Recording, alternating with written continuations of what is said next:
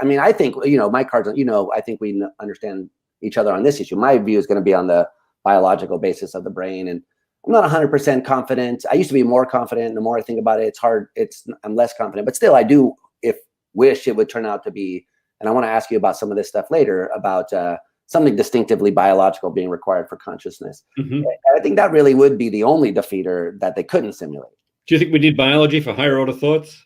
I do, actually. Okay, interesting. And for lower order thoughts? For what? And for first order thoughts? I think for any kind of thought. Okay, interesting. So it's not like you need biology for consciousness. It's more that you need biology for thought. And on your view, you need thought for consciousness?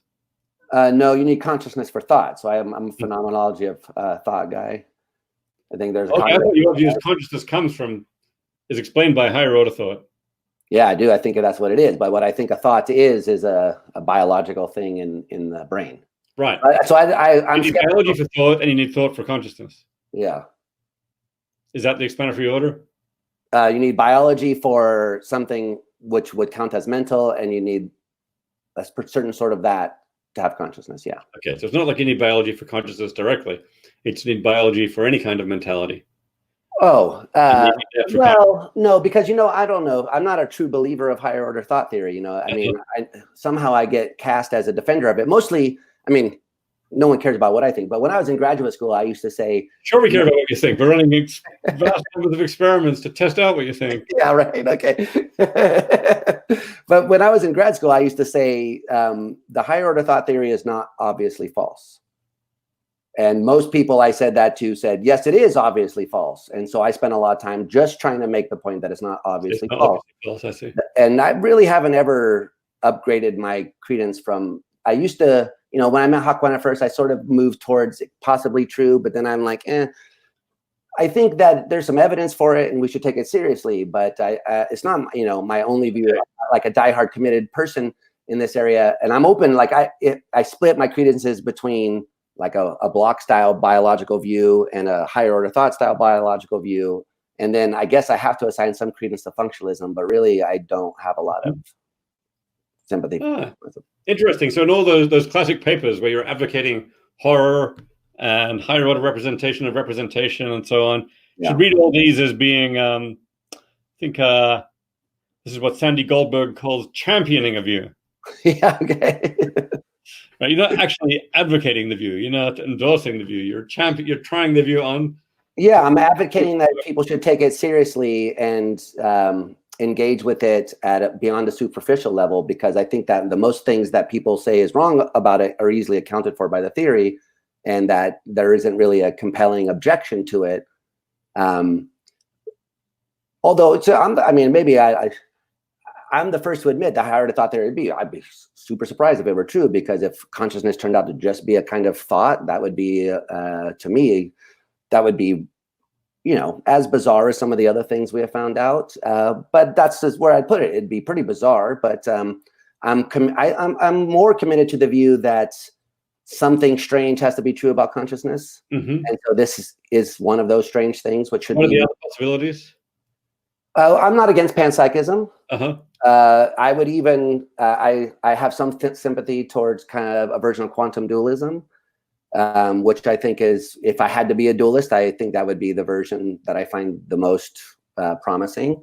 And even, substance dualism, once you read Hume, I don't know what anyone's problem with this interaction problem is. Like, once you read Hume, okay, so A follows B, there's A cause B. So that could happen with non-physical things too. Seems like it's pretty. So a lot of these objections, I mean, yeah. What I'm hearing is the only view you can't countenance is illusionism. Yeah. Is that right? That is right. Okay. Yeah, I'm 100% zero credence in illusionism unless it's weak illusionism. Okay.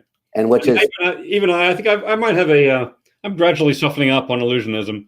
I think I've got definitive data that rule it out, but still, you've got this philosophical higher order uncertainty. Maybe I'm getting something fundamentally wrong. So I think these days I might give a 2% credence to illusionism. Wow. Yeah, I'm not really a big fan of knowledge, but I come close to saying I know that I have conscious experience. I would like to say that. I do believe. I'm very, very confident that I know that I have conscious experience, but maybe I'm wrong. I know P, but maybe I'm wrong. I don't know. Keith has had an influence on you, I see. I don't know. I've always said that if I was to be a materialist, I would be an illusionist, because in a way, illusionism really does take the problems that generate the intuitions that generate the problem of consciousness very seriously, acknowledges them, says they're very strong, and then tries to say, but somehow, nonetheless, they're misguided or misguiding. No one endorses that view, though. That strong version of it is no one says they endorse it. I think some people endorse it. Keith on a good day when he's not being too wishy-washy. I don't think he really does endorse it. I think he endorses it for a technical notion of phenomenal consciousness, which is theoretically loaded with stuff that I think is epistemic, but he thinks is metaphysical. It's true. He often backs into that view. Yeah. So it sounds like I'm denying that phenomenal consciousness exists. So do you deny that there's anything it's like to feel pain? Well, exactly. I deny there's anything qualitative. So yeah, and then we get into this little argument. I don't know. I think there are some. Francois Camera, for example, I think is maybe a more robust illusionist. You have Francois on your. I haven't, but I'm gonna contact him already. Yeah, a lot of good stuff on this. Yeah, Dan Dennett back in the old days used to write papers called "On the Absence of Phenomenology," Quine Qualia, and so on, where it looked like he was maybe being fairly robust, strong illusionist, and then people kind of looked at him funny. Back up on doing that. And ever since then, he's been very, very, very, very wobbly. Yeah, it's interesting. Michael Graziano, Nick Humphrey, all the people you might think of as the illusionists, most of them end up wobbling back into weak illusionism just because strong illusionism sounds so crazy. But I think if you're going to be an illusionist, you should go all the way. Go with the robust view. But of course, you think that's easy to refute. My brain makes me think I am. I mean, you think that because it's an easy view to refute. In fact, in your Metaprom paper, you even give that argument. No one's ever had pain, but I have pain. I mean, that argument's too quick. I mean, I agree, it's a very quick argument, which is why I say it's not. I don't think it's necessarily a dialectically robust argument. It's very easy for the illusionist to stand against. I do think that strong illusionism is obviously false, and that's the best argument against it. Nonetheless, I think if I was, but if I was to be an illusionist, this would be at least this is the view I find the most intellectually appealing. I don't focus on it because I want to refute it. No, I'm really interested in the view. And I think it's an intellectually very appealing and exciting view that our belief that we're conscious is just generated by a brain model makes us think we have these properties that we don't. Yeah, I do think the view is unbelievable. On the other hand, the view appropriately developed predicts that it's unbelievable. Right. So, the illusionist can at least do some work with that. So I guess I think weak illusionism just doesn't do enough to remove the problem. Yeah, I agree.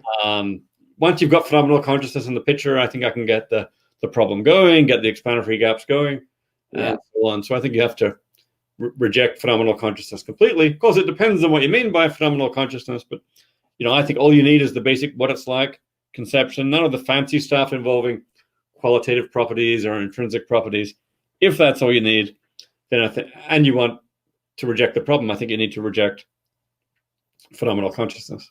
Yeah, I don't know why I guess I don't agree with that last move, because I mean, one of my projects in the metaphysics of consciousness anyway is to try to establish the point that there's nothing absurd or contradictory with consciousness just being physical, even if it's the way you think about, even if it has the properties you think it does, because I think it has those properties too. I think they're epistemic properties about how we know about it. I think you have to, and you as well, obviously know you have to do a lot of arguing from that to get to the metaphysical conclusion. So I don't think that really just admitting the epistemic stuff sinks physicalism. I mean, obviously there's any number of physicalist moves still left on the table, like the type B move. There's an epistemic gap, but not a metaphysical gap, and so on. So all that's still open. Of course, I think none of that works, and I've argued for that. Yeah. So my attitude towards illusionism is not independent of my view that none of those weaker physicalist maneuvers actually work. Yeah, but it's weird. I mean, you would put more credence into those working than illusionism, wouldn't you? Well, it's kind of weird. It's like, what do you hold constant? Yeah, in this world where I'm a materialist. I mean, do I hold constant? Yeah. I hold constant in my sense that consciousness is totally real, then I'm still going to give very low credence in illusionism. if I hold constant what I think is philosophically coherent, then I'm going to put more credence in illusionism. Probably it is true that if God told me tomorrow physicalism is true, then I would, and I don't know, and various things like panpsychist versions and so on are ruled out. So my choice was between the type B view and consciousness is robustly real, and illusionism where it's not. I'd probably at that point say something like, I'm still very certain consciousness is real, so I endorse the type B view. Okay, good. I thought you were going to go the other way for a second. You had me worried. But from where I am now, nonetheless, I endorse the conditional. Yeah. Yeah. The most coherent form of materialism is illusionism. So, but go back a second ago, because what you said is, if I was an illusionist, I'd be a strong illusionist. But you didn't mean to say, if I was a physicalist, I'd be a strong illusionist. I guess I did mean that in a certain sense. If I was a physicalist, holding constant my views about what's philosophically coherent, I'd be a strong illusionist. Now, if God told me physicalism was true, then something would have to give. And maybe I would revise those background philosophical views before I would revise my view that I'm conscious. Philosophically coherent. You don't think strong identities are incoherent, do you? You just think they're implausible and sort of unparsimonious. Or so. I didn't realize. There's philosophical reasons not to believe in them. Yeah. I think at a certain level, they don't really make sense. I mean, I understand the view. But so it's not incoherent. I mean, every philosophical view is philosophically coherent. That's kind of a minimal. Okay. I think nonetheless, it's ruled out a priori. Yeah, I guess what you said, though, was that if I hold constant what I think is philosophically coherent, then I would be suspicious of type B physicalism. So I guess I heard you saying something like it's incoherent, philosophically incoherent view, but it sounds like you're retracting that. No, yeah, just more like if I was to hold constant my arguments about what we can rule in and what we can rule out, and sort of background philosophical commitments that I think are the correct commitments. I mean, I don't want to get too distracted. Getting really surprising evidence. One thing that getting really surprising evidence can do is make you revise your philosophical commitments. And I think, yeah, if I was to get the really surprising evidence, say that physicalism is definitely true, I'd probably end up revising a bunch of them.